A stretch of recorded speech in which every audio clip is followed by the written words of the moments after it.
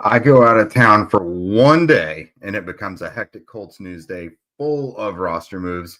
Come catch up on everything with me. Let's get to it.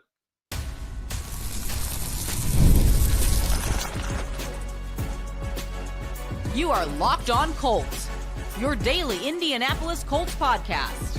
Part of the Locked On Podcast Network, your team every day.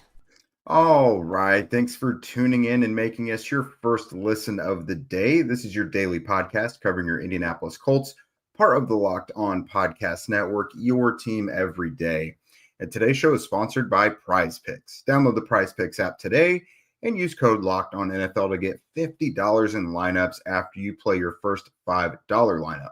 What's up, everybody? This is Jake Arthur of HorseshoeHuddle.com, your resident credentialed media member for the site. And today we are catching up on a hectic just week of Colts news. So obviously on Tuesday, the Colts had their roster cut downs. Zach and I talked to you guys about that. Wednesday, Chris Ballard spoke to the media. And then, the practice squad starts to form. We start to get rumors about guys who are working out. Waiver claims come in. So there's been a ton of stuff happen over the last 24 hours or so.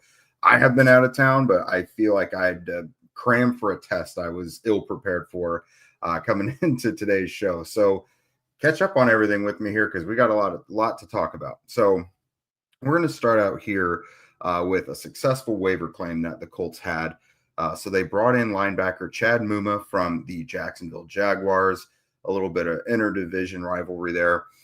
So Chris Ballard, when he spoke to the media yesterday, he mentioned that they were really looking to upgrade the linebacker room, which makes a lot of sense, obviously, because, they had Zaire Franklin and they did keep Shegu Alubi, Joe Bocci, and Cameron McGrone, of course, but they weren't done. They put Jalen Carlisle on IR with a designation to return, but they clearly wanted more at a position that we told them all offseason they needed more at. So look at them finally listen to us there.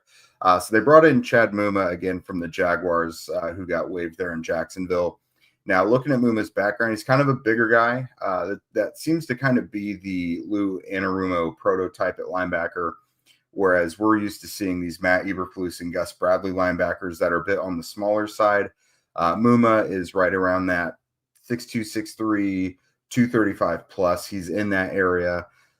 Just looking at his history, he's definitely more of a special teams guy.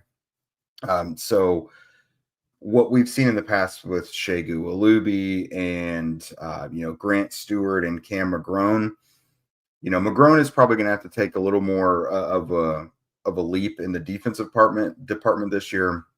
But Muma definitely seems kind of cut from that cloth. He's got some defensive experience there with the Jaguars over the last few years, but it's not a lot. It seems like he's mostly, when you're looking at him at his best, he's mostly a good run defender who's a pretty sure tackler. He's had some lapses at times. I think 2 years ago was kind of a rougher season for him. But in general, it looks like he's more of a positive run defender at linebacker who's not going to play a ton, I'm sure, but is more of a kind of a core special teams guy. So with this one waiver claim, the Colts actually saw several of their players go out the door, by waiver claims. So Juju Brents, the cornerback that we discussed, was one of the more significant cuts for them. He got picked up by the Miami Dolphins. Now, of course, the Dolphins visit the Colts here, the end of next week. Week 1, they'll be at Lucas Oil Stadium. So will Brents play? We'll see. He was making his way back from a hamstring injury that cost him the last couple weeks of Colts camp. So we'll see if he's free to play. Isaiah Land, which Zach and I told you guys was probably our most disappointing cut. He's someone for me when I projected the 53-man roster. I had him cut just because I had a strong feeling they were not going to, even though they've been developing in the last couple of years, they were not going to put him in over Tyquan Lewis and Samson Ebukam. So he was just kind of a victim to a numbers game. So the Colts picked him up off of waivers a few years back when the Cowboys waived him. Now the Cowboys would like him back, and they are bringing him back into the fold.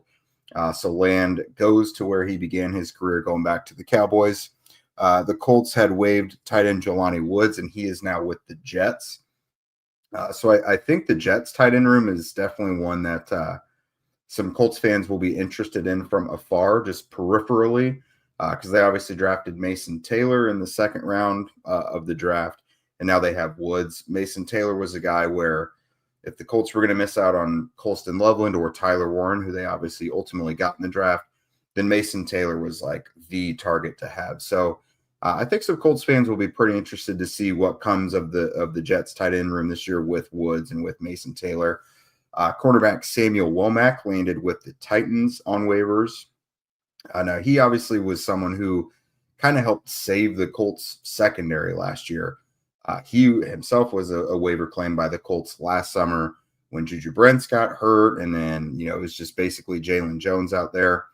Dallas Flowers was someone they were kind of having to rely on. So Womack came in, started a handful of games, but played throughout the season, and for the most part did really well until the wheels kind of started to fall off there at the end. But that was a positive move for the Colts, and he also just kind of became victim to a numbers game. The Colts had a really, really competitive summer when it came to the cornerback position, and Womack just became expendable.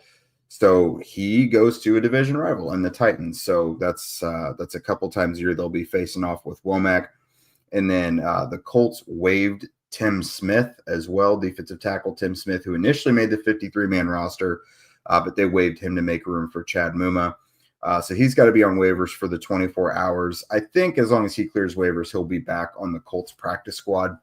Obviously, plenty of reason for them to want him back because they got Eric Johnson on the active roster. Josh Tupou's there on the practice squad. So bringing Tim Smith back to the practice squad, if they elect to do so, allows them to just kind of get a longer look at what they want to do at nose tackle behind Grover Stewart. That was a battle this summer that no one really ever separated themselves truly. So they could just keep this thing rolling, and on a week-by-week basis, whoever they need to call up to the game day roster, they can do so. And then one of the most interesting things for me is who the Colts continue to work out. So we already knew about Mike Hilton. We talked about that on the show the other day. That was Lou Anarumo's longtime nickel corner from the Bengals. Those two worked very well together, had a good relationship. And in their time together, Hilton was one of the most frequently blitzed nickel corners in the NFL, which led us all to assume, Kenny Moore is going to be back on his old ways when he blitzed quite a bit earlier in his career. So the Colts haven't signed him yet or anything, but the Colts did work out Mike Hilton. They also worked out a couple veteran linebackers. Anthony Walker, who you guys will all remember, the Colts drafted him in the middle rounds back in 2017, was a starter for them for a few years. Spent the first 4 years of his career with the Colts, but then Bobby Okereke kind of rendered him expendable.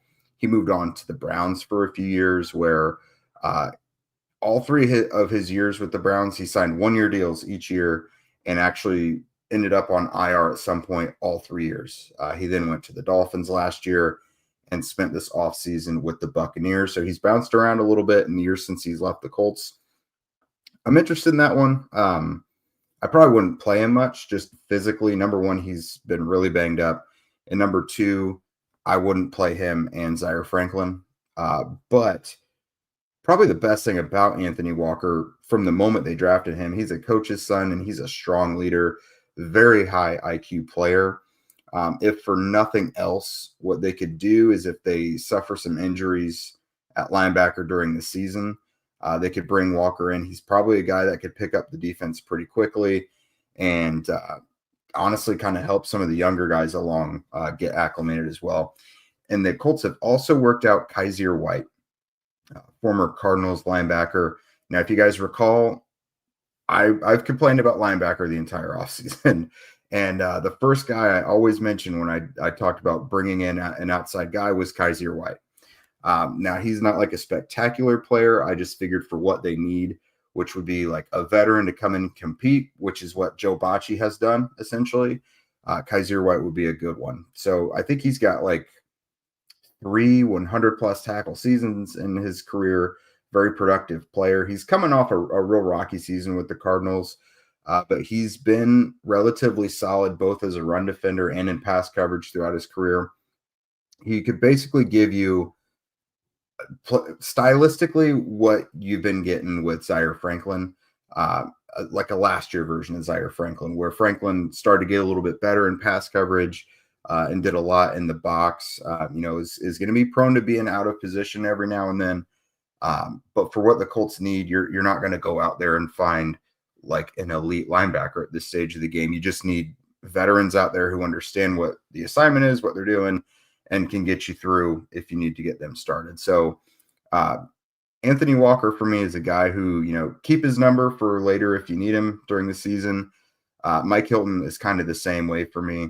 But Kaiser White, I'd be fine with them bringing him in right now. So that's it from an acquisition standpoint so far. And we haven't even talked about the practice squad yet, which, you know what, that still counts as the roster as well, because they can bring any of these guys up throughout the season at any point. So we're going to need to get familiar with that practice squad as well. So we will discuss that in just a moment.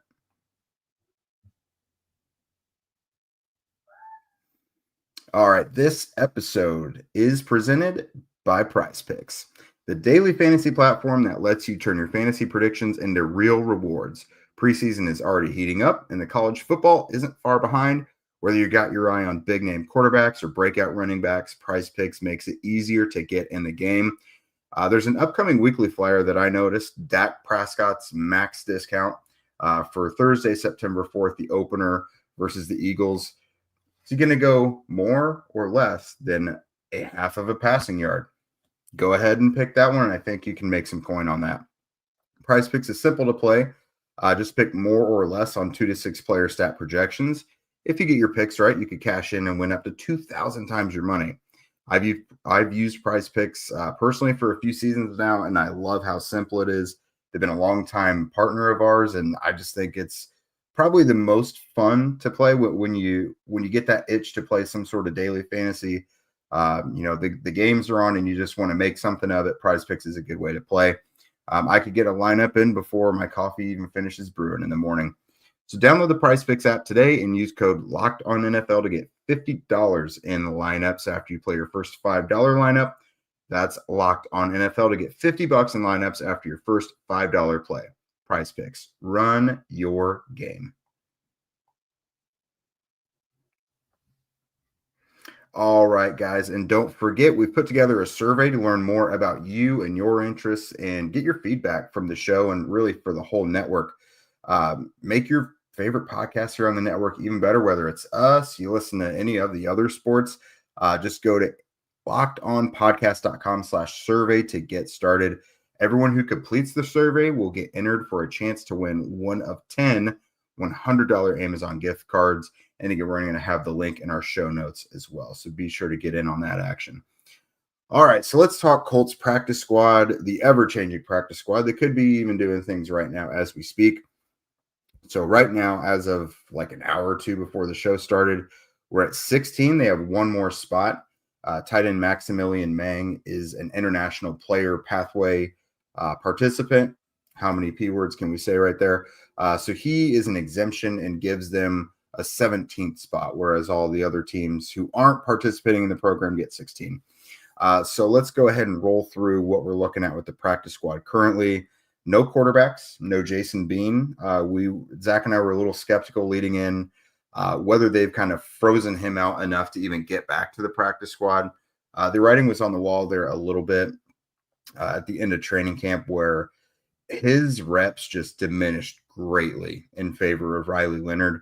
And so we began to get a little curious if he was going to be brought back. And if they did bring him back, were they going to lean into the receiver portion of it that they initially thought they might when they signed him as a rookie undrafted last year? So no quarterbacks currently, but again, there is one spot available, so we'll keep an eye on that. At running back, you got Khalil Herbert and Ulysses Bentley. Those were to be expected. Tyler Goodson with that elbow injury, he's still not practicing yet. So his status for week 1 is obviously up in the air. So you got Jonathan Taylor, you got DJ Giddens also on the active roster. So week 1, you got to imagine they're going to call either of Khalil Herbert or Ulysses Bentley up. My guess would be Herbert, as long as his hamstring injury is cleared up a little bit, because he's banged up as well. So if it's not, it could be Ulysses Bentley, the rookie undrafted free agent out of Ole Miss. All right, receiver. Really no mystery here as well. Laquan Treadwell is the most recent one that I mentioned as of a couple hours ago. Coleman Owen, those two were studs in the preseason and in training camp. Made a lot of plays on a pretty regular basis. Tyler Scott is a new player, though. Now, he has got ties to Alec Pierce and Brian Mason. They were all together from 2020 to 2021 there in the University of Cincinnati. So Scott has played a little bit with the Bears in his first 2 years in the league. He's started a few games. He's played in a good bit of them. He's got a little bit of special teams utility as well. He's returned kickoffs. I think it was punt return, punt coverage, and kickoff coverage. I think he's got a little bit of experience there. So he's worked with Brian Mason before, obviously. So that could be where they go with that if they ever need to use him and call him up to the active roster. But at the same time, the Colts are already 6 strong at receiver. So that one could be a tough one to crack without an injury happening. Tight end, they've got Sean McEwen and Maximilian Meng. Those are 2 blocking tight ends. So that, I think, is just strictly for if anything happens to Mo Alley-Cox or Drew Ogletree during the season. Offensive line, they've got a few guys they like.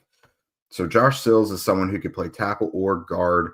He is someone they could plug in like right away. Like they've had to use him before in very brief stints. But Marcellus Johnson, the tackle, and Mose Vavayo, those are 2 rookies. They are more developmental guys that I think they could hope to see some long-term dividends on. Like maybe by next year, they're making the roster as the 8th, 9th guy. Vavayo is very interesting for me. At Fresno State, he played all along the interior, left guard, right guard, center. Pretty interested in him. And then Johnson actually came to the Colts from the Giants through the waiver wire earlier this summer. So he's a guy they're interested in as well. Defensive line, you got Jarrell Nchami and Josh Tupou. Those are also 2 guys kind of just on different wavelengths of why they're there on the practice squad. And Nchami essentially is your new Isaiah Land. I would say he was a good developmental guy to have, good pass rusher to have, stood out well in training camp in the preseason, and was just a layup for them to get him on the practice squad. So he's there. I don't really see him getting to the active roster quite yet, like Isaiah Land did early in his career, but we'll see. And then Josh Tupou, I think, is just insurance for them behind Grover Stewart and behind Eric Johnson. Tupou played for Lou Anarumo in Cincinnati, so that's just a guy they have in their back pocket. If they need to bring up to the active roster at any point during the season, Tupou could certainly fill a role. He knows what to do under Anarumo in his system. Linebacker, which is sure to not, it's sure to grow even further than this, but Austin Najake is their lone linebacker on the practice squad. More of a special teams guy, but they've been able to use him at Mike and Will throughout training camp. Been with the team a couple years now. Chris Lamons at cornerback. That is a guy I think is going to wind up seeing some time on the active roster. So he should be kind of considered their primary backup nickel, unless that's what they're going to do with newcomer Mekhi Blackman. Lamons has been with the Colts a couple years. They didn't re-sign him to a futures deal after his contract expired following last year. So he hit free agency, didn't wind up coming back to them until August. But when he did, he hit the ground running, and he did really, really well. Made some plays in the preseason. Ultimately, they did cut him, but as Zach has been mentioning recently, that's a guy they could just call up to the game day roster from the practice squad a few times until they kind of exhaust their uses with him, and they have to either bring him up permanently or cut him loose. So Lamont's definitely a guy I think we're going to see in the regular season. And then at safety, Trey Washington, undrafted rookie out of Ole Miss, really started to come on later in training camp. Obviously had the kind of dark moment where he injured Salvin Ahmed on the hip drop tackle. That could have been the end of the line for him. The Colts easily could have just let him go at that point. But, they see something in him. They think he's got a lot of upside, and so they keep him around, bring him back to the practice squad. And then someone else they brought in just today is Ben Nickel, kind of a bigger guy, second-year practice squad guy out of Iowa State. He was with the Commanders last year. His role, if any, if he ever gets called up, is almost exclusively going to be special teams, just looking at his career so far. So the practice squad taking shape. They have one more spot open, which I assume is going to be Tim Smith once he clears waivers. But if not, as we saw, they are bringing in a lot of guys, working out some veterans. They don't necessarily have to go right to the active roster. They can work those guys out and bring them to the practice squad. So we're going to see more stuff happen in the coming days. So keep an eye on that. And then, guys, coming up, there's some other stuff to talk about. The Colts named captains today. Some interesting guys who are not on the list. And then there's luckily some positive injury news to talk about as well. All right, guys, you've probably heard of Viagra or Cialis. Maybe you've even tried them. But if you're looking for something beyond the usual pill, then it is time to meet Rugiet Ready. Rugiet Ready is a next-gen prescription treatment designed to amplify arousal in the brain and boost blood flow. Unlike the usual pills that could take hours, Rugiet's 3-in-1 formula dissolves under your tongue and kicks in fast, on average just 15 minutes. The effects can last up to 36 hours so that you can stay confident and in control when the moment is right. If traditional options haven't worked out for you, then Rugiet might be the answer. Over 150,000 men have already made the switch. You can even read their real customer reviews on their website. It's helping a lot of people feel more confident and present in the moment. Head to Rugiet.com/LockedOnNFL and use code LockedOnNFL to get 15% off today. That's RUGIET.com/LockedOnNFL and use promo code LockedOnNFL for 15% off. Individual results may vary with prescription treatment. Compounded drugs are permitted to be prescribed under federal law, but are not FDA approved and do not undergo FDA safety, effectiveness, or manufacturing review. Please visit the Rugiet website for full safety information. All right, guys, and the NFL season is almost here, and FanDuel is making sure you're ready to kick off with a can't-miss offer. All right, so listen to this. Right now, new customers can bet just $5, and if your bet wins, you'll get $300 in bonus bets to use across the app. I love using FanDuel because it fits however you like to bet. Player props, building a same-game parlay, or even jumping in live as the action unfolds. It makes every game more exciting, whether you're watching your team or just keeping an eye on your fantasy lineup. It's quick, easy, and the best way to add a little more energy to Sundays. So are you ready to play? Download the FanDuel app now by visiting FanDuel.com to get started. That's FanDuel.com to place your first $5 bet.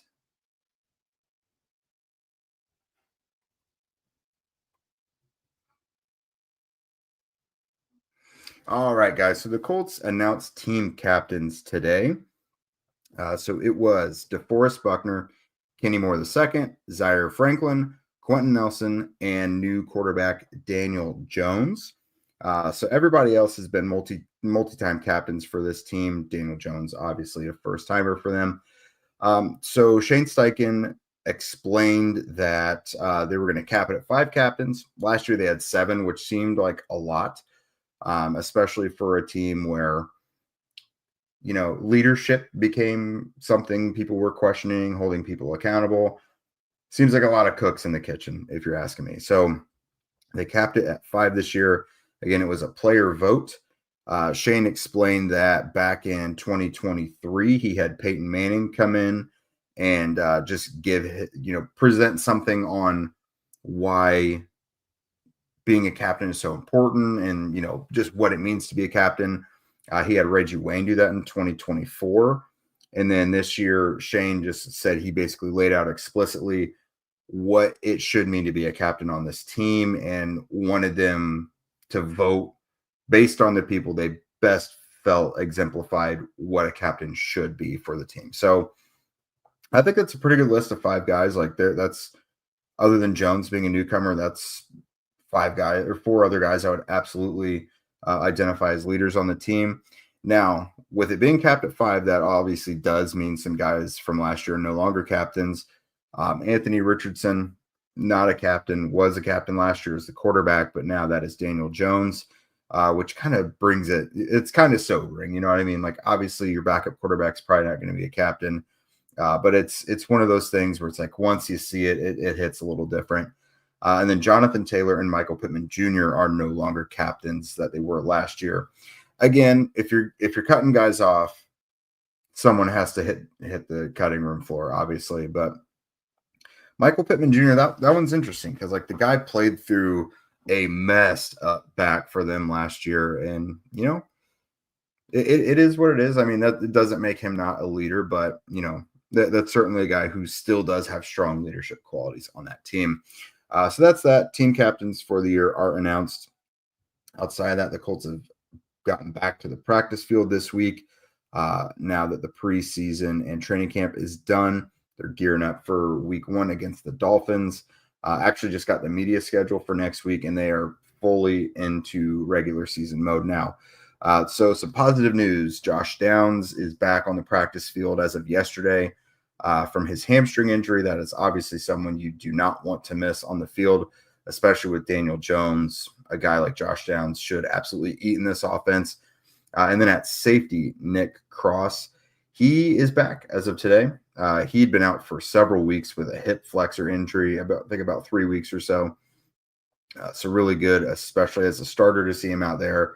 If we're going to see this defense at its best, you're going to need to see Cam Bynum and Nick Cross out there. So those two guys are practicing again. Still no Tyler Goodson, though. Dislocated elbow, which should not require surgery, just some rest. They hope to have him back early in the season at some point, but it looks like if he's still not out there at this point, he may not be ready to go by week 1, but we'll see. They have Khalil Herbert and Ulysses Bentley there on the practice squad that we mentioned, so that should certainly help. Well, that is all I've got for you guys today. Certainly there's going to be more information to come. Zach and I have a lot more to discuss about this roster, where we think the high points are, what could still use some work. So we'll put a bow on this thing for you guys tomorrow before we officially enter regular season mode next week as well. So we'll have some nice structure to our weekly schedule, and we'll get into that coming next week, obviously. So it's another big moment on Locked On outside of NFL kicking off, everybody, because college football fans, Locked On and Amazon Fire TV present the College Football Kickoff. It's your ultimate college football weekly preview. Drake Toll of Locked On Big 12 leads the conversation alongside two-time AP Coach of the Year, Gary Patterson, former college star Jesse Holley, and Locked On's local experts. A college football preview only Locked On can do. Catch College Football Kickoff every Thursday through the season, only on Fire TV. And remember, guys, if you want to become a Locked On Colts insider, chat with us directly, get the inside scoop on what's going on, ask us your questions that you have with this team. Please follow the link in our show notes. I've been going back and forth with several of you for the last several days, kicking the questions around. There's always a lot of conspiracy theories this time of year, especially with this team and what's going on with the quarterback and yada, yada. So you got any wild ideas or just any questions, please feel free to sign up there. Again, the link is in our show notes. If you don't already, follow at Locked On Colts, at Jake Arthur NFL, and at ZachX2 on Twitter. We're also on TikTok and Instagram as well. Also, please subscribe on YouTube and wherever you listen to podcasts. We would love those 5-star ratings and reviews as well. And with that, you guys have a great day, and we'll see you tomorrow.